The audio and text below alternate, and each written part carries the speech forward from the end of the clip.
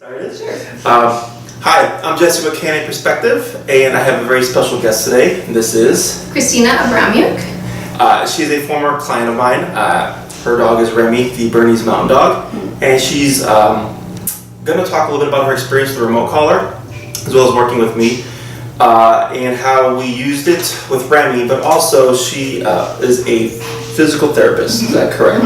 Yeah. Could you tell us a little more about that? My name is Christina. I'm a physical therapist for the past 7 years. My degree is Doctor of Physical Therapy, and I'm out of University of Chicago Medical Center in Chicago. And let's see here, with Remy, what were you struggling with? So we got Remy when I was pregnant, and we had a lot of issues with just normal puppy behavior, I guess, in the beginning. It kind of started when he was young. When he was about 8 weeks old, he was starting to show behaviors of resource guarding, grabbing things, snatching them away. I would try and take it back from him, and he would start snarling and snapping, to the point where he would actually, I wouldn't say like puncture like your skin, but to the point where it was make you want to back off and not grab the item away from him. So it became hard to get things from him. Right. As he got bigger, it became more difficult because he's a growing pup, and it went from 20 pounds to now 90 pounds.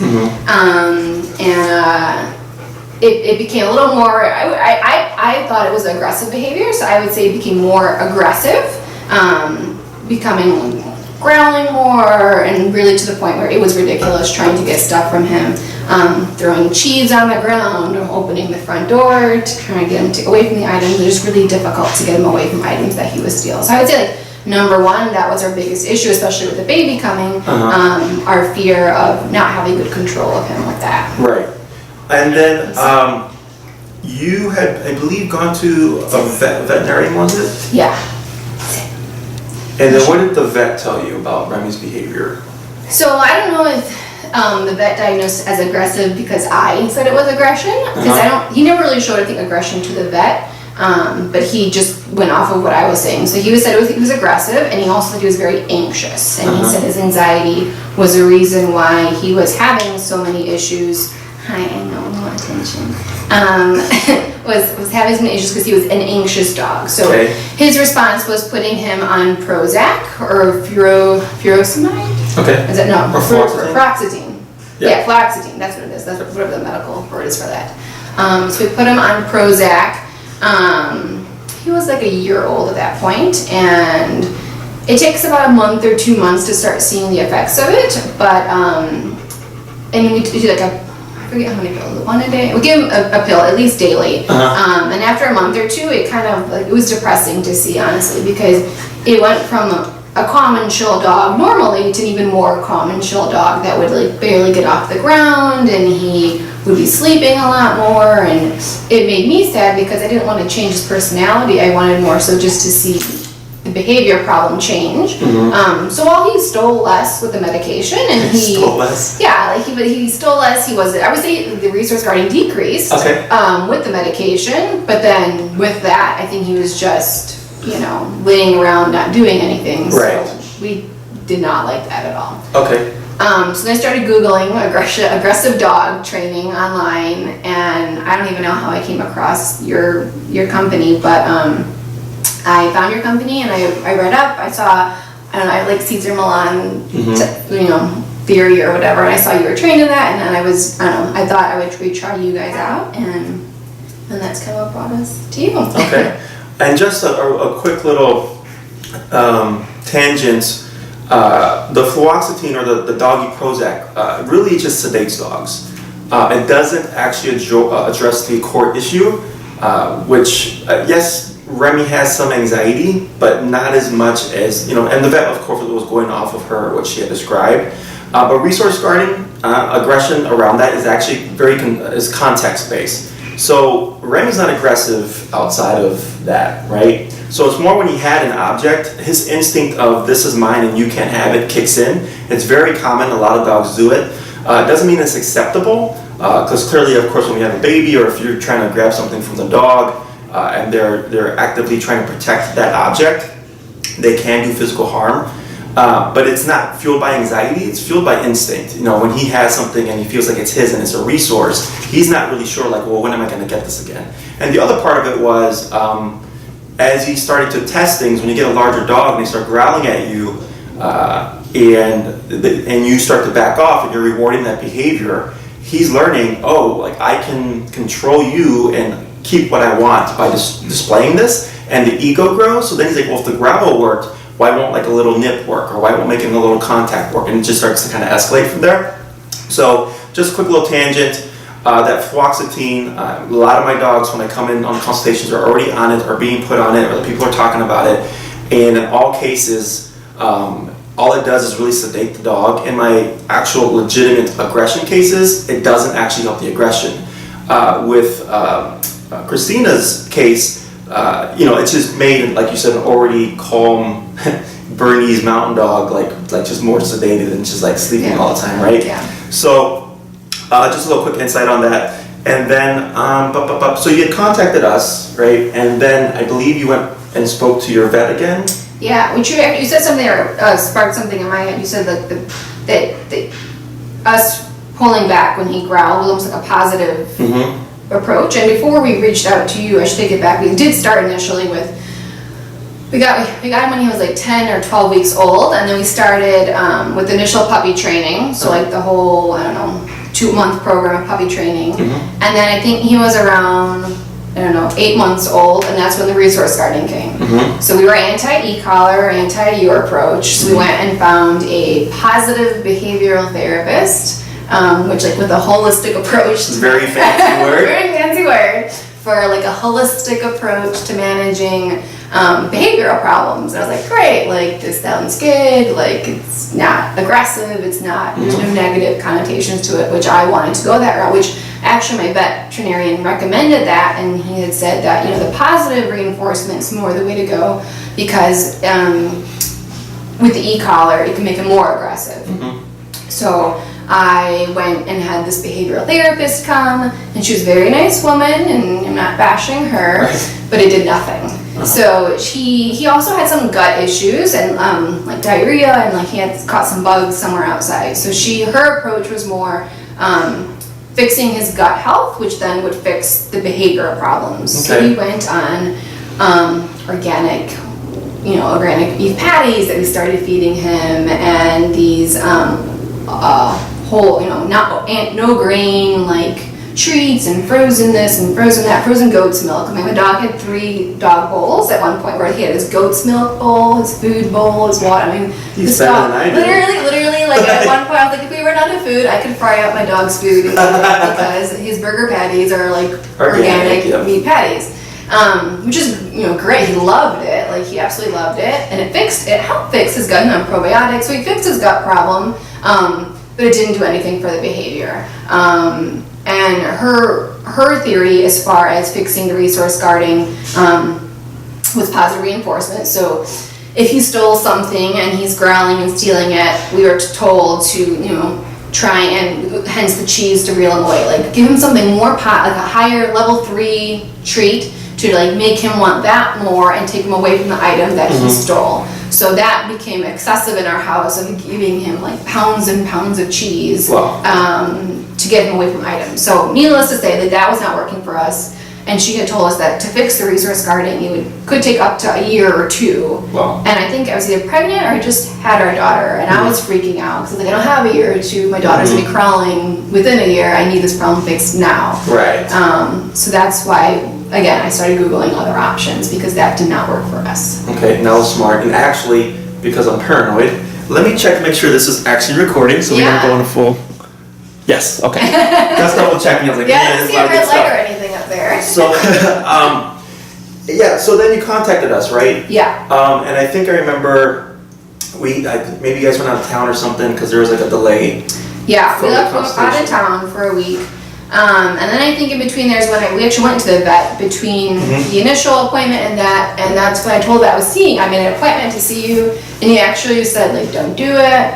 it's going to make his aggression worse, like highly discouraging the e-collar. And so I started freaking out, and he recommended I see another, a veterinary behavioral specialist now, and I forget the title, but basically it's a veterinarian that specializes in behavioral disorders or behavioral problems. Yeah. So I started Googling this doctor, and it's like a 3 or 4 month wait to get in to see this doctor. I even tried having him get me in sooner. I couldn't get in to see this doctor. And at this point, my daughter is now like starting to crawl and move around, and I'm really starting to panic because my dog is stealing everything and growling and snapping. And it got to the point that I think I don't truly know, he never went after her, but I think there were a few moments he was resource guarding her, where if we put her like in a playpen, he did not want us to go to her. He would sit kind of in front of the playpen and start growling.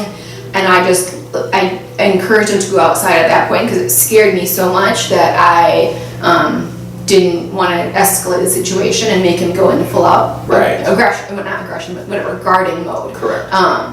So needless to say, when I reached out to you, I was literally, it became a point for me of the dog stays or the dog goes, because at that point it was my daughter's safety, and we had invested a lot in him, and we love our dog, but it literally became a point of what do we do now? Like, we've tried a couple dog trainers, we talked to the vet, like what direction do we go now? Yeah, and this is a very common thing that I get a lot, whether I get clients that have been to the veterinarian, their dog's on the fluoxetine like I mentioned before, or they've been through all these like behavioral therapists or like people with PhDs that specialize in dog behavior, and tell them like same thing as I told you, like it'll be 1 to 2 years before we see any results. It might take 4 years and things like that, and that's if you go their route. But the other part of what they don't tell you is a lot of times it just doesn't work, unfortunately. Like they draw you in for 1 to 2 years and you're just investing, and then at the end they go, you know what, it's just going to take more time, just keep practicing what I taught you, and then they're gone,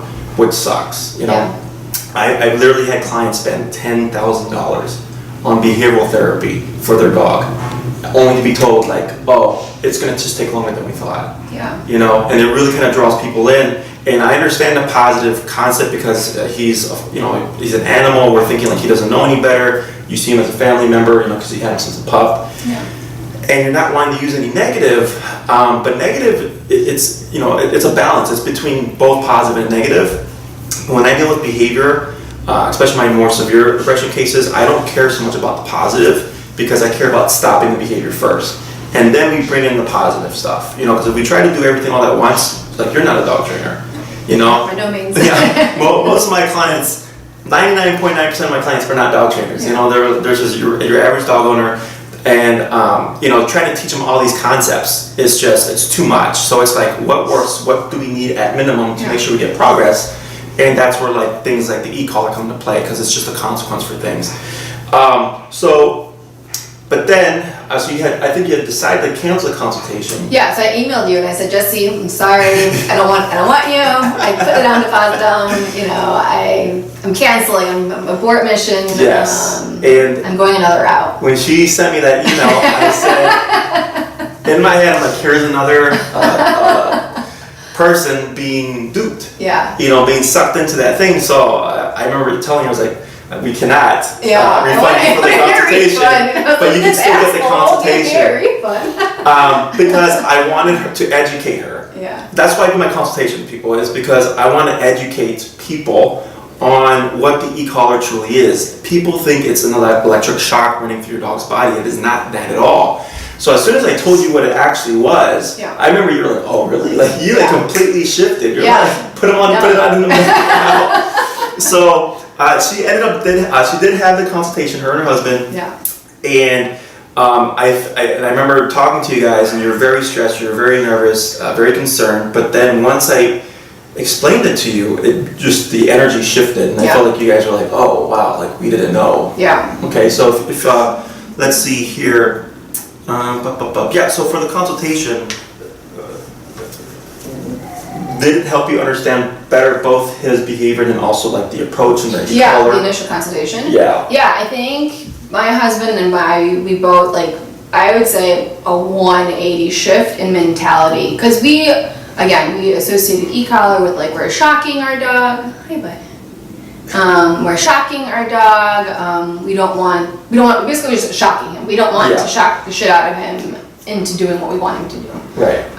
So I guess that was my thought going into the process, and then once sitting down with you, when you explained that it's basically a TENS unit, which I think we'll get into more, but once you explained from that perspective, and that I've used TENS unit on myself even, I used a TENS unit on myself, my patients, then it completely changed my perspective and looking at it of what it is. I think e-collars have a just very negative connotation, like in movies and everything. It doesn't sound very positive. Yeah, because there's essentially there's a lot of drama in the dog training world. We won't get into now. It's but it's propaganda. Right? So we have the positive side and we have the negative side, or the more balanced side. Because most of the time, trainers that use remote collar, they do everything else too. Yeah. We just don't rely on it. Yeah. Right? We use other tools to help kind of balance things out. Whereas positive only, there is no e-collar, there's no prong collar, there's no choke chain, there's none of that stuff, right? But so the e-collar, or remote collar as I like to call it, is more popularly known as like a shock collar. Yeah, right? I think that's the that in itself is like, well, I'm not gonna shock. Everybody goes like, a shock collar. I'm like, no, it's an e-collar. It's a miniaturized TENS unit, like things like that. Yeah. So that of course deters a lot of people. Even like choke chains, it's actually called a slip chain. Yeah, we were anti that. Yeah, and I was like, it's not about choking the dog. It's actually called a slip chain. Yeah. So these words that put this impression in your head, and of course makes you like not want to use it. Yeah. But okay. So so could you go and explain a bit more about a TENS unit? Sure. So from like a physical therapy perspective, we use a TENS unit as a transcutaneous electrical nerve stimulation unit. Basically, here we're in yours right now. Basically, we use it a lot in an outpatient setting. We use it for pain control. So patients, like if I were to put it on my patient, it goes on the skin, a couple electrodes that go on the skin. And we use for localized pain control. So like people with like low back pain, chronic pain, acute injuries, and basically it's sending nerve signals to your sensory system, and it kind of just numbs the pain and just overrides the pain sensation that someone feels. So people like literally will sit with it for at home. You can even some insurance cover it. People have it at home. They can sit on the couch with it. They put it on themselves. Yes. For really chronic, pain conditions, I've even worked with people that surgeons insert like literally the unit in their spine. So like this is a unit like that patients, like people use all the time. Yeah, I've seen now they have them at Walgreens. Yeah. You go to Walgreens in the lower back pain section. Yeah. They have miniaturized or small. I've seen those too. Yeah. So if you're going on an e-collar, feels like you don't want to spend $300-$400, just go to Walgreens. It's like $30-$50. I mean, going through physical therapy school, like we have, I guess really shocked each other like in therapy school. Like we go from like the TENS unit, which is like for sensory and like pain control, which is mild. I know, but I'm busy right now. He's like, what do I get to do?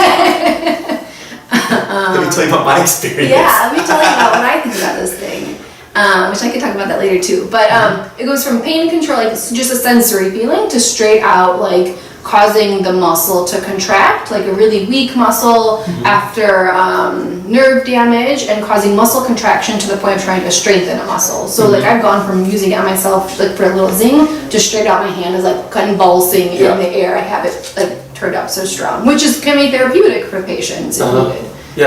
Appropriate, for people. Right, and it's I actually have a client currently that's a physical therapist, or I think she's studying to be, and she was telling me that they're feeling it themselves, and they actually did it to a point where her arm was like flinging back. Yeah. I guess to give them a concept. Yeah, and we use it especially after like neurologic conditions. Like if people don't have function in their hands, you can literally use a unit, not a TENS unit, but a different electric unit to literally have someone lift their hand, pick up an object. Oh wow! And you use electrical conductivity to stimulate the hand to move and pick up objects. Wow! Via a unit. The patient, because there's no communication to the nerves to do it themselves. So like this is something that's widely used for us. And when you said that, it's because I'm a dog trainer, people. But you know, the brain and the connection, that's like electrical, isn't it? Yeah, it's it's your nerves, nerve conductivity. So it goes from the brain to until your brain tells your hand, your leg, whatever to move. But it's all, nerve communication. Okay, yeah. Excellent. So then, what's used for? So pros and cons of the TENS unit in regards to like with people.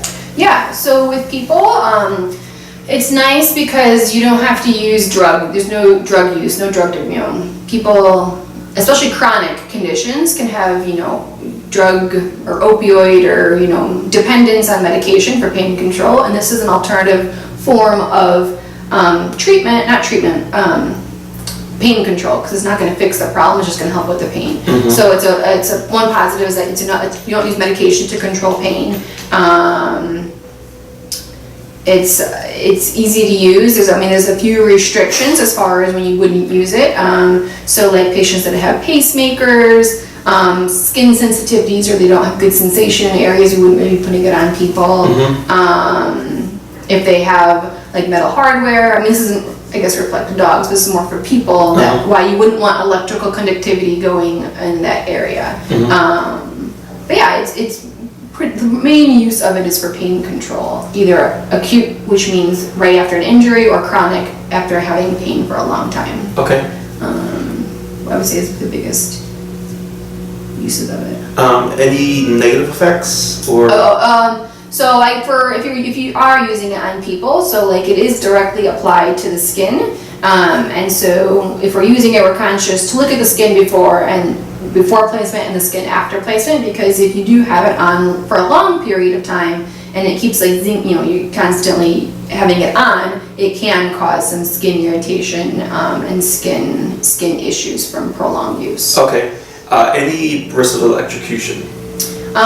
No, technically that's why they don't want using it for a pacemaker, or that. But as far as like full body, like electrocution, no, it's very localized. It's only targeting one specific area, one muscle belly, one aspect. It wouldn't go throughout the entire body. Okay, and like amongst the things that like you just said, or just things that you can think of yourself, similarities and differences between the TENS unit and then the remote collar. Yeah. So as far as the TENS unit, there's lots of different forms of electric therapy that, again, physical therapists use, and we control a lot of like the intricacies of it, versus an e-collar is just one number that goes up and down. So like from a technical standpoint, I guess an e-collar is a simpler version of a TENS unit. But similarly, I think when you use a TENS unit, commonly when I have it on a patient, their initial reaction is a little bit startling, because people aren't used to the sensation of the zinging and tingling, and they see their muscles start to twitch and they kind of get a little sketched out. So I leave it on, normally when I put it on a patient, on a low level, just to get someone used to it, the sensation of it. And then, our bodies, if you have a stimulation long enough period of time, eventually our bodies get used to it, and you got to turn it up. So same thing happened with Remy. In the low setting, he had this response of like, wait, what's going on? I've never felt this before, which is normal, because anybody would respond that way. But then as he got used to it, like I remember the first time when it came, like when the unit first came, like brought in, like he put it on his hand, my husband, he put it on his arm, and he was like, oh, it's not so bad, like it's great, it's not too strong.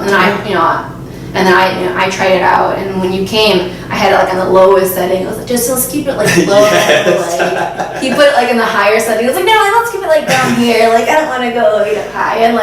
And so we put it on Remy, and he had a strong response. But what we noticed is that as we kept using it, like he wasn't responding to it, which is what happens to someone if they had it on their arm. You get used to the sensation, and you're like, all right, this is nothing. I'm not going to listen to it anymore. So even for a patient that would be using it, I have patients turn it up themselves sometimes even, so they can control how strong they want it. So people have cranked it up rather high on themselves, depending on what their threshold is.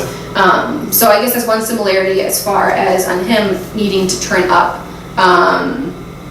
the collar, for him to respond to it. Correct.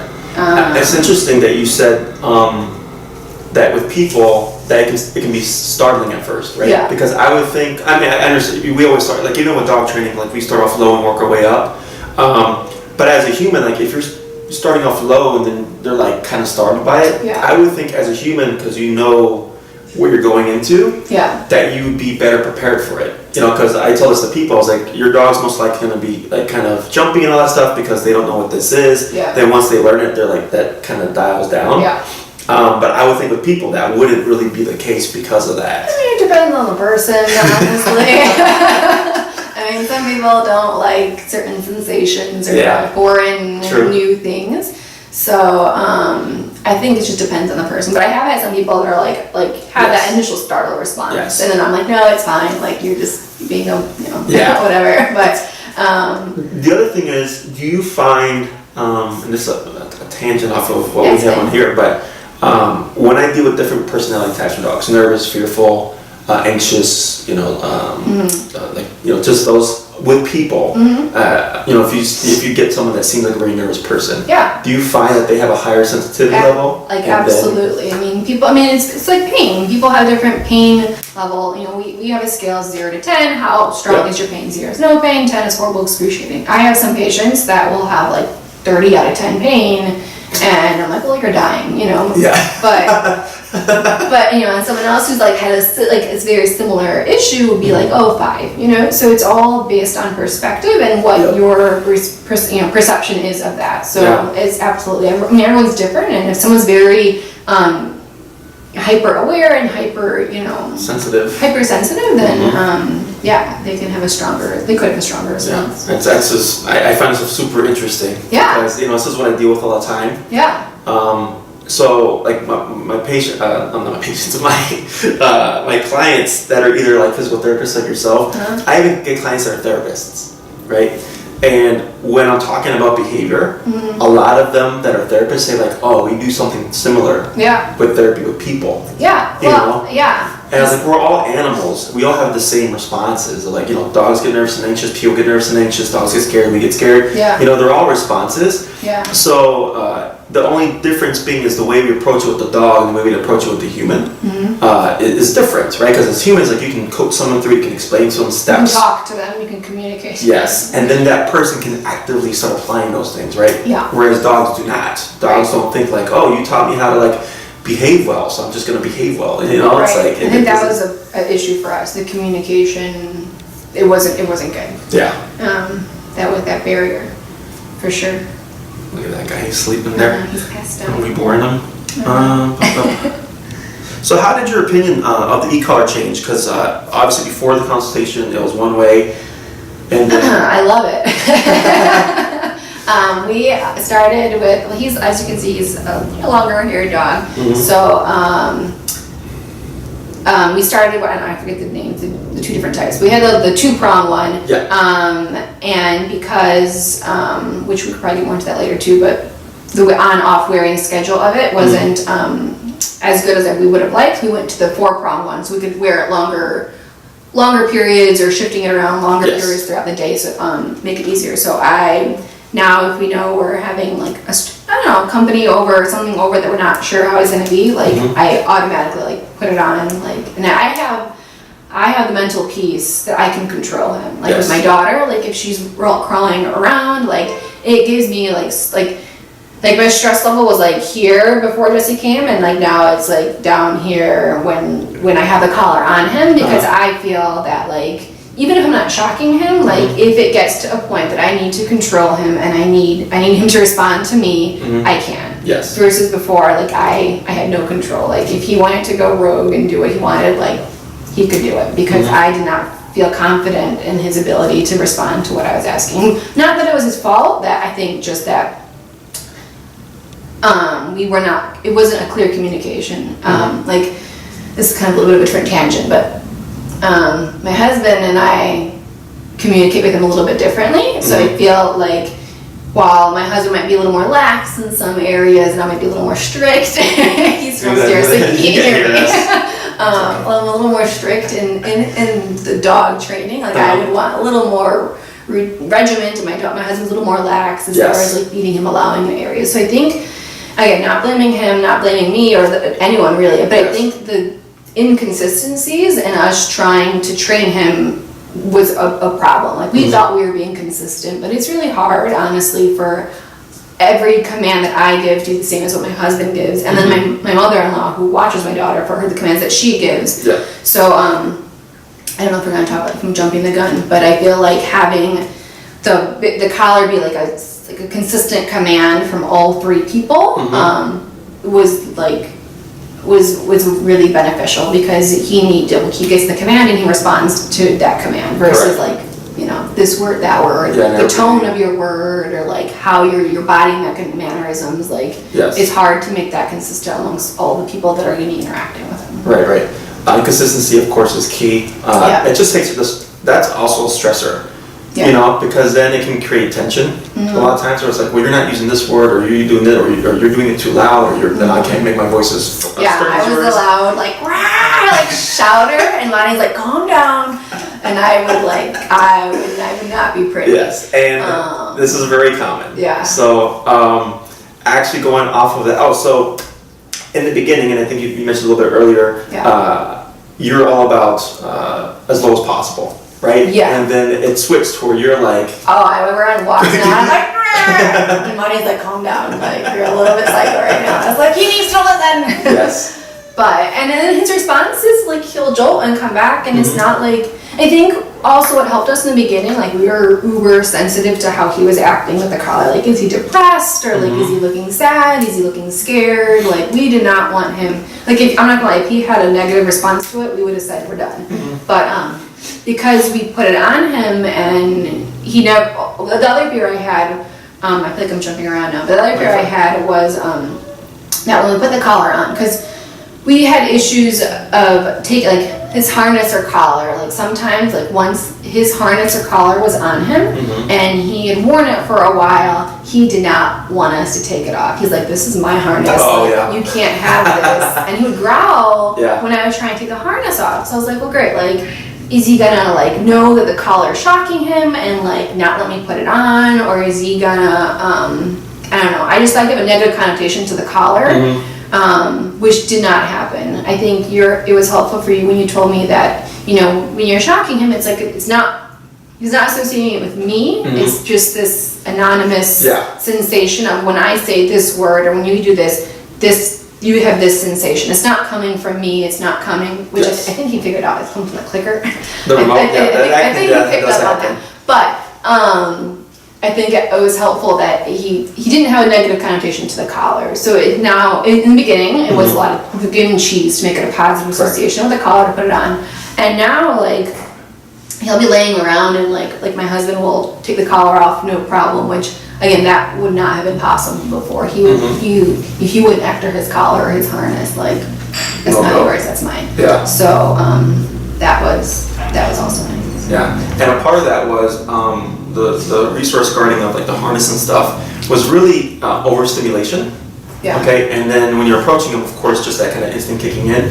But the discipline that comes with the remote collar is what brings that overstimulation down and makes him calmer, so that there's nothing fueling those behaviors that you're struggling with, right? And of course, the cheese helps to create a positive association. Yeah.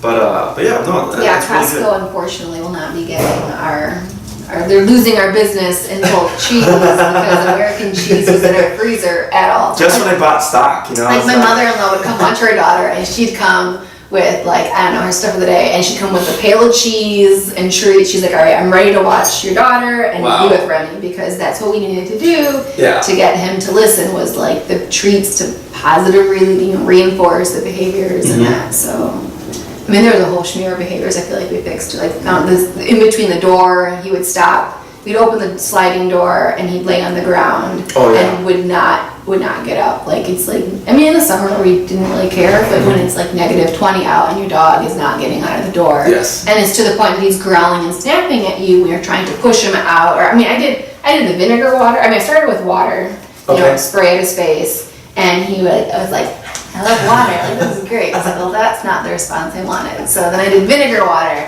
and I started spraying him, and it worked, you know, for a little while, and then he became aggressive. I don't know what word I want to use, but he growled and snapped. at the vinegar water. So I'm like, well, great. Now he's gonna like lunge at this bottle as I'm trying to spray him in the face, and he like be snarling at me as I'm trying to spray him with vinegar water to get out of the door. I mean, it was like my neighbors could probably like explain the situations better. Like it was ridiculous. Yeah. So then my dog would go outside like soaked in vinegar water because like I had to close the door. Again, and now that's no problem. Like he goes in and out. Yes. And I associate that to the collar because it took a couple zaps, and then once he realized, okay, I can't do this, he stopped doing it. Yes. So I mean, and again, like in the beginning when you were training, like it was a lot more zaps, and like I was telling you earlier yesterday, a full day, no collar, no zaps, and I had no problem. Yeah. And with the vinegar water, Yeah. you know, because when you mentioned earlier that you were concerned about like the collar and association and stuff, Yeah.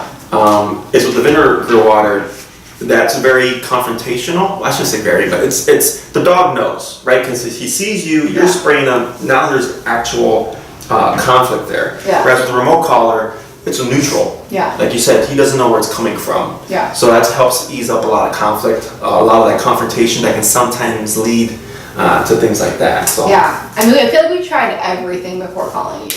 Like we did that whole, I don't know what it's called, but when he was a little puppy, the whole like flip and like hold them down to show your dominance over them. Well, like he grew up and like we could not flip him because he was like, I wanted to wear gloves at that point. Like I literally almost wore oven mitts to like flip him because I was like, is he gonna fight me? Like it was.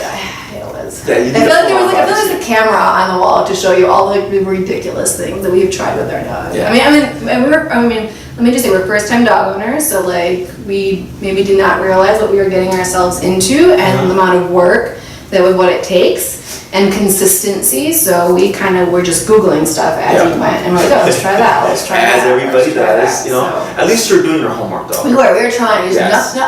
Nothing was working. The vinegar water, the flipping, the yelling, I don't know, the treats. Like we literally, like I feel the medication. We were at the end of the rope. That's why I said like it literally like there were conversations. Like I'd be like crying at my house. We'd be like, oh my God, the dog. Like I have this image of like my little family and my dog but when it came to the point of we don't have control over this gonna be 100-pound dog, it was scary and. So we reached out. And just a note, for first-time dog owners, start off with like a small dog. You know?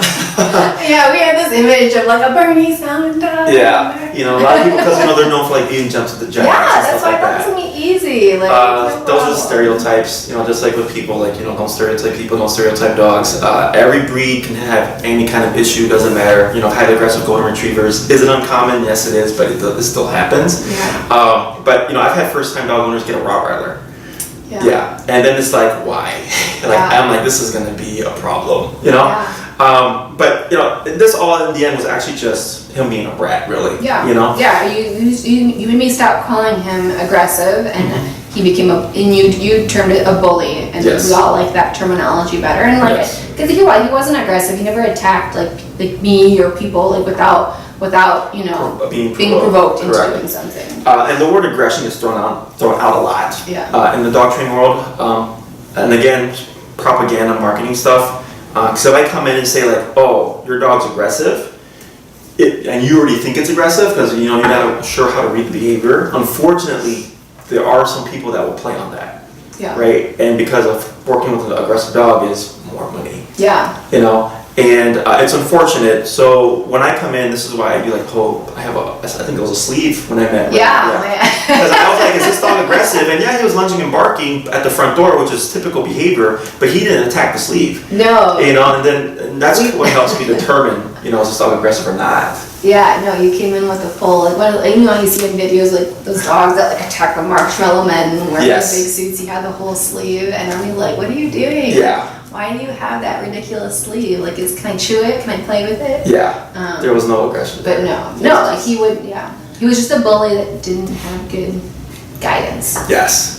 But would you recommend it to anybody else? Yeah, I've already recommended it to a few people. I forgot I was supposed to. I wanted to just say it like I don't have any financial as a disclaimer because I feel like I'm saying all this stuff and She doesn't get a cut from I don't get like he's not paying me to say all the positive things. I think it's important because I just had such like a 180 change in his behavior and a 180 change in my perspective of what this is all about. So 100% I'd recommend it.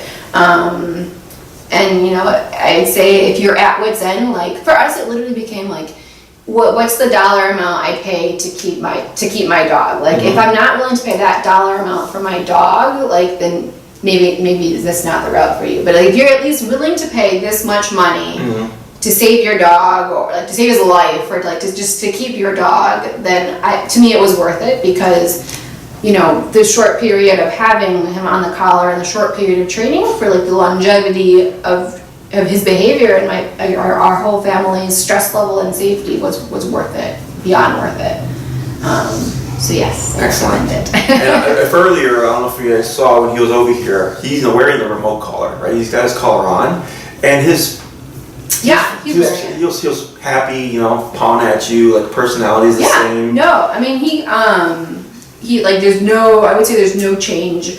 I would say if anything, like since wearing the collar, like I don't truly know if it was the anxiety or maybe he's just getting a little bit older, but I do think he's overall a calmer dog, which I didn't see that coming. Like he used to be very like if I dropped like this paper, like within 30 seconds, he'd be coming and you know like stealing the paper and like. I just feel like overall he's a calmer dog. Yes. And I already say like happy because he comes up to you and he lets like I don't know calmer and happier. I don't know how that's possible. So the calmer is because of the discipline. Yeah. Right. Because when I come into homes and the dog has not been told no formally, like a dog understands, right? Yeah. Everything is an option, right? Where I can steal this paper, I can steal a toilet paper, I can steal the remote, like all these things, right? But when you start to say no, that you can't do these things, there's less and less options for him.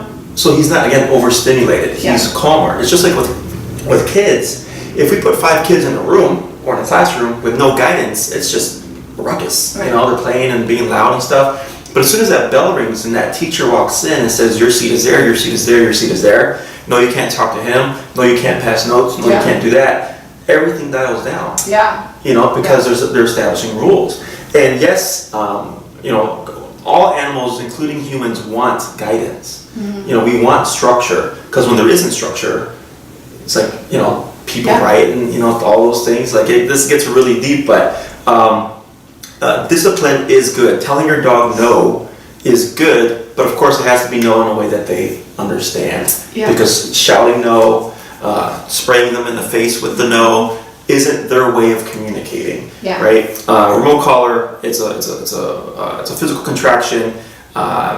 We teach it to them first. Like I didn't come in and say like we're going to tackle the aggression or the aggressive behavior. I said first let's work on this exercise, which was the leash walking, to introduce him to it, get some discipline in his head. Right, and then from there, after we taught him, I think a couple classes, we came back and then we tackled the resource guarding stuff. Yeah. Now earlier you said the holistic. Yeah, the positive behavioral therapist. Yes. I'd said it would take up to 1 to 2 years. Yeah, like she freaked me out because she's at the end of it. Because we did, I forget how many sessions that we had with her, but at the end of it, she was like, "All right, like."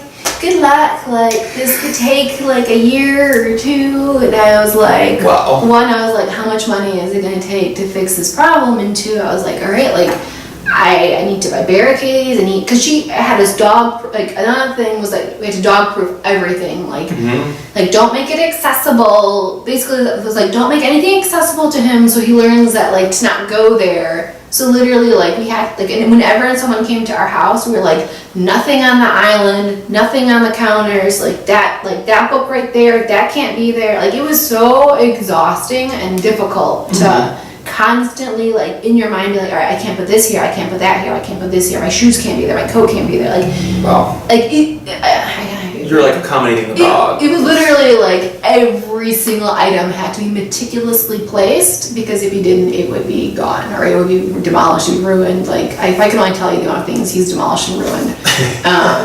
He owes me lots of money, let's just say that. Yeah. So that was her way of fixing it. So I feel like, and that was time, like that'll get better in time. And I was like, I don't have time. Yeah, it's nuts. Yeah. So that she told you 1 to 2 years, right? And essentially like left it up to you. And so then she's like, well, call me. It was right before the baby I was pregnant, because I was like, all right, the baby's about to be here in a couple weeks. We need to wrap this up. I'm about to go into labor. So she's like, okay, well, call me after the baby's here. We'll continue. And so like, I didn't, like, if I can go back in time, I would still do like the initial puppy training, socialization that we tried, and then I would have gone straight to you at that point, because I would have cut that whole her out, because I was pregnant. I was already anxious about the baby coming and the dog that wasn't behaving. And I think had I come to you sooner, I would have started our family a little more peacefully and with less anxiety. Because we had the new baby now. We had this dog that would not listen to us, that we had to, I don't know. It just was not a pretty picture. Yes. So yeah. So then we get to work, right? Yeah. And we didn't start off like I don't come in, depending on the case, and target the behavior always. In your case, I believe it was 2 weeks. The first 2 classes were, of course, leash walking stuff. Yeah, that's something else. Yeah. He would not walk. Yeah. Like, I could not walk. And I would be like me dragging an 80-pound dog, like limp dog, on the ground. And I'd be like, come on, Remy, let's go. And he would just be like laying there, because he would not leave the vicinity of our house. Like, if we were all together as a family, he went. But if I went by myself, I could not get past one. And I had like cheese and sausage, like, come on, Remy, come on. I tried going out the alley, I tried going out the front, I tried driving, so I drove somewhere away from the house, so he's not associating with me I in the remember you telling me this. And I carried this like 90-pound dog out of the car, and I'd be like, come on, Remy, like, we're gonna go for a walk in the park.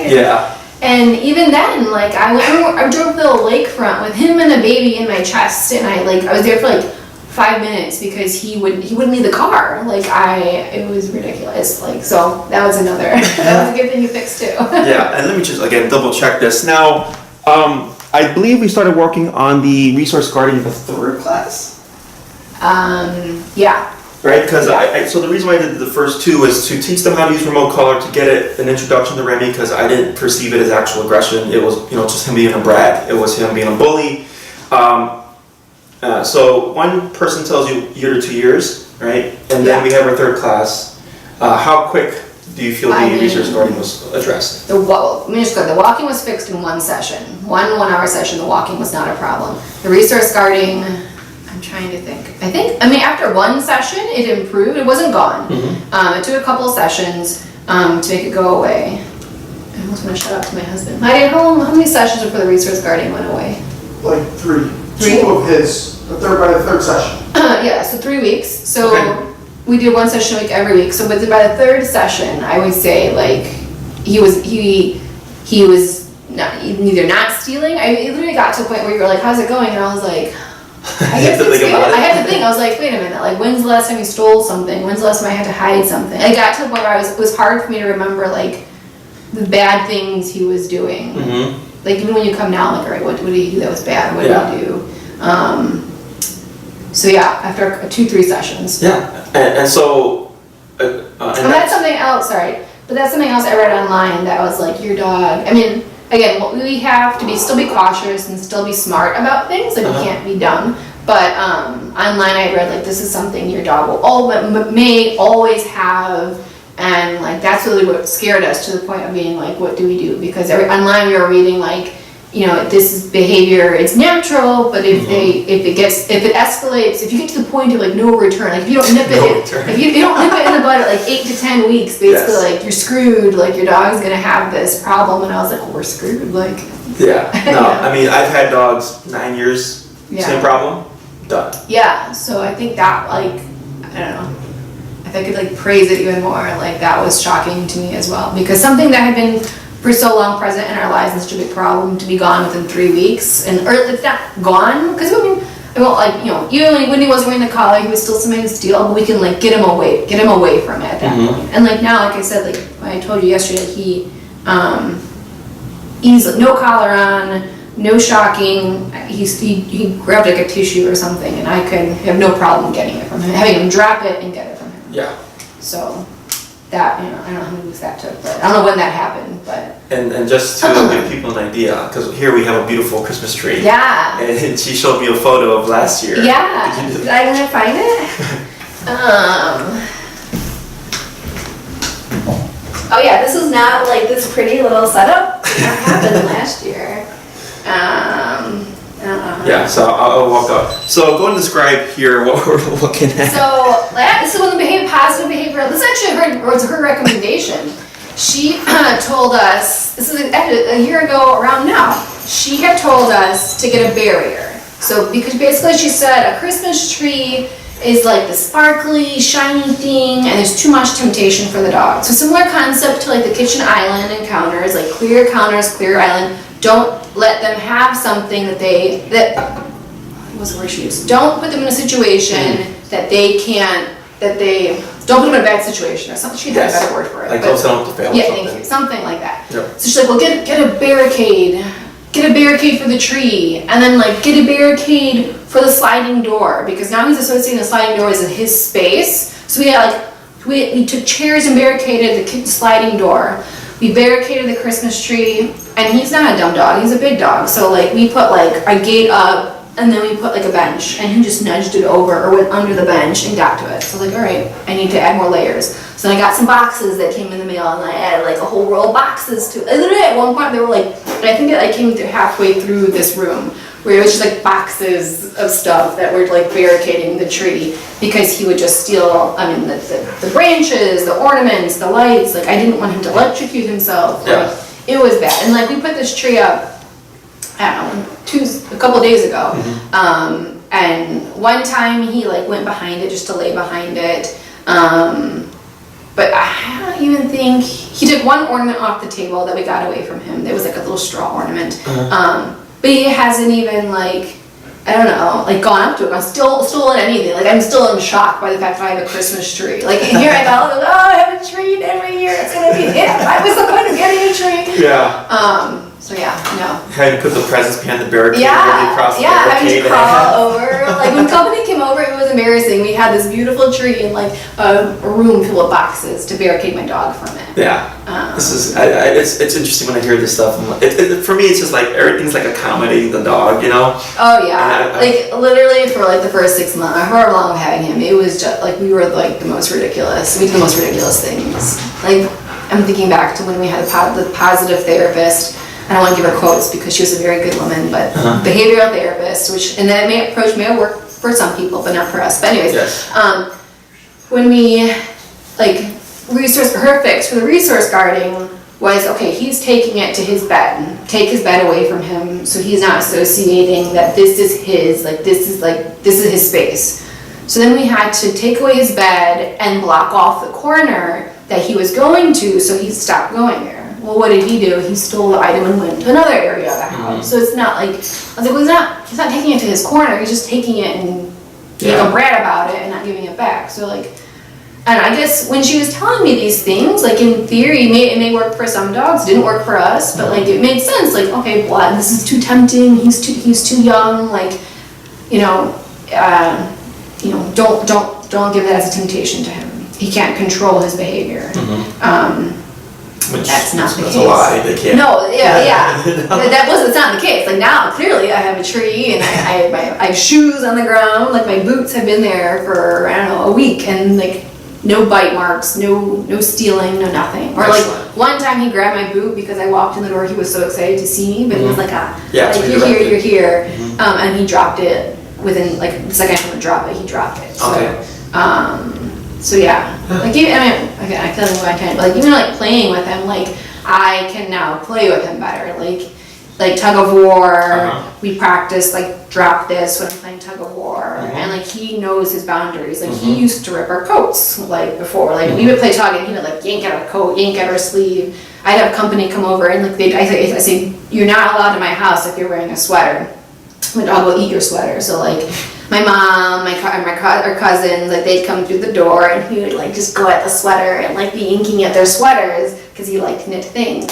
I have gone through many sweaters in the past year. But I forget which tangent I was going on. But drop. So and Yes, now the release, yep. the release. So like playing in the yard, the sweaters, he'll release the sweaters, like playing in the yard, the ball, he'll release the ball when I say release, and like I can throw it and he'll release it. So like even playing with him now is more fun and controllable, because it's not like just this dog that doesn't know what we're doing. Like he gets it now. Like he'll actually like almost when he wants to retrieve things, you know. I gotcha. Yeah. So that's almost improved too. Good. Yeah. Your personal opinion of pros and cons of the e-collar. Pros and cons. So I feel like I've gone a lot on the pros. Yes. Maybe I'll start at the cons. So cons, and I guess it's less now because I see the bright light now, but in the beginning I was like, well, he's responding when he's wearing the collar, he's not responding when he's not wearing the collar. So hence we got the collar that was the 4 prongs that allowed a little more time, because I think what was happening was we weren't catching him in the act of doing the behavior with the zap. So like I'd have the collar on for 2 hours and I would take it off, and then he would start acting out, and you told us that we shouldn't give don't tell him to drop if the collar is not on. And I was like, well, that's impossible. Like the collar has to be on 24/7 if I'm giving that command, because I don't know when he's going to steal things. So that's why we got the other collar, and then we were able to truly zap him in those moments that he's really being mischievous or that he's not behaving. And I think that I don't know, a couple weeks how long that took, but so I guess one negative, but now I feel like, again, like yesterday, he didn't wear the collar at all yesterday, and we had no issues responding appropriately. So at some point it clicked in his head that this is what you're saying and I can't do this. Yes. So that's one. Duration aware, it is somewhat annoying now that when he's wearing it that we have to shift it every couple hours, and we're bad sometimes we don't. But just being, if you get the prolonged wear one, to be conscious to shift it, because they can, have, irritation and issues from the pressure of it, from wearing it for too long. Correct. So I guess, versus just having a dog running around with nothing, like to be conscious in your head that I need to keep shifting this so it doesn't hurt him, like that, so that doesn't happen. Right. What other negatives? In the beginning, it was a little annoying having to, collar the dog up, company's coming, we wait outside, you can't come in, I gotta collar my dog up, but again, that's even gotten better. I mean, we're still working on, his jumping, because he still, gets excited, but he does really good now with, staying away from the door as someone comes in, letting them take their coat off, take their shoes off. Today, he kind of lost it a couple times, he kind of ran in. Yeah, but he loves me. So. Yeah, he loves you, so he kind of, and it not ran to, an excitement, happy to see him. So I guess that's one other, but again, to me, the couple of seconds to put the collar on, to have the behavior I want and to reinforce that is worth that couple seconds of time, versus, again, not being able to reinforce it, not having the control that I want and need to have when company comes over or for when we're around the house. Yes, and this is a real common thing. So in regards to the dog's behavior with and without the collar, inside the home at some point, in most cases, exception being when I get my really dangerous cases, the collar goes away, because inside the home, you spend most of your time here, you're able to reinforce things a lot more as opposed to outside, right? I lost that train of thought. So in the beginning, he's wearing it a lot, right? Yeah. As you condition them more and more, because it's very important that when you say drop, that you always have a consequence for it, because that's what makes it effective when the collar's not on, right? Yeah, that's what that was hard for us. Yes. So that could be, maybe another month, a couple more months, right, of having to do that. Now, let's say you get to that point, but when people come over, you just feel better having them collared up. There's nothing wrong with that. It's not like people are like, when does the collar go away? It's a training device, he should be trained, blah, blah, blah. You have to understand, we're dealing with an animal that can make his own choices. And much like with people who, if, let's say I'm on the expressway, going 75 in a 60-mile zone because there's no cop car, as soon as I see that squad car, I slow down. Yeah. As soon as I pass it, I speed up. So even as humans, we do play with these boundaries. So it's like, why wouldn't we expect the dogs to? But that's fine as well. Some of my clients, their dogs make a complete 180. I'm like, you don't really need the collar other than outside. And they're like, you know what, Jesse, I just feel better. I'm like, then by all means use the collar. Like there's no rule and nothing that says, yes, you have to have your dog trained to this extent and you have to remove this by this time. It's different for every household. Definitely for my more extreme aggression cases, I tell people this dog's too much of a liability. Make sure you always have them called up when people come over, just because we want to have that control and we know it does affect the dog's behavior. You know, dogs aren't stupid, they're smart, they can learn to like recognize when the collar's on and off and stuff. In your case, it's really minor stuff, you know, where it's like, yeah, you know. Which to me, I didn't know that. Like, I thought I had this like aggressive like dog that like, when you came in and said it was minor, I was like, no, this is not minor. This is major. What makes it look major is, of course, his size and, you know, first-time dog owner. But, you know, I'm very transparent with people, right? And I told you exactly what you're dealing with. Yeah, I appreciate that. I feel like you're very like direct, and I don't know, we respond well to that because I feel like every session you came to, like, it was very informative, and that hour chunk of time that we worked with you, it was like, I don't feel like a minute was wasted. Like, I feel like you guys had a lot of questions. There was a question and then another question coming in. I have my phone, so now that we got in the whole, I was like, I'm gonna get my money's worth. I'm gonna get the whole hour. I'm gonna ask my questions and use every ounce best that I can because I need this dog to behave. Yes. So please, I encourage everybody, when I show up, I love it when people have lists because, you know, you're really wanting to fix the problem. Yeah. You know, and I love working with these, you know, types of families because it motivates me to work. You know, I'm like, you want the answers, here you go. Like, you know, definitely get your money's worth. Squeeze every penny you can out of me. I'm not one of those people that's just like, no, like you only get this much and this much. I'm like, no, you paid for my time, I'm here, what do you need? No, we definitely maximized on that. Let me see here. So, actually, I think that was my last question. Any like last notes you want to leave with people? Anything that you think that we may have missed out on, or? No, I feel like I don't want to keep being like sounding biased, but I just feel like you've helped us so much, and like I know there's lots of like trainers out there and lots of options on Google and that, but like I just feel that having the ability like to have our dog, like literally you guys be able to keep our dog for one thing, which I think is huge, and just changing our perspective and ability to have the dog and train the dog was just beyond, like there's no price I feel like that could have. I should charge you more. I know, I'm not gonna lie, like after like the first couple sessions, like after the first session you laughed and we're like, oh, like yeah, he's worth every penny, like yeah, like I don't have any regrets about like what we like gave like money. So, you know, like because we had other trainers come that we paid that money. Like I don't know, you pay money, you want to see results, and like after having paid someone that they're like, oh, like well, keep working at it. I was like, no, I need results. I need this problem fixed. You didn't fix the problem. So it's I don't know, it's scary almost because you want to keep throwing money out for things that aren't going to fix the problem. So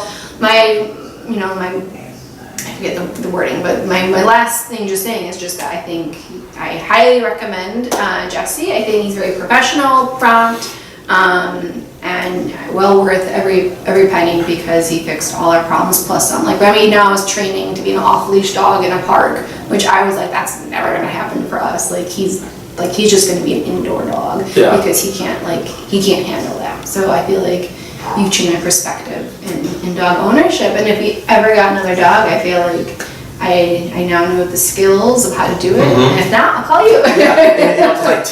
When I work with families, like it's not me coming, because I've had people tell me that their trainer took the dog away, worked with the dog away. We were going to do that, like send the dog away for our cousins did that, like they sent the dog away for a week or two. They went on vacation and they sent the dog away, and we were gonna do that. Like that seems easy. Like just pay a couple grand, and you know they'll fix the dog and come home.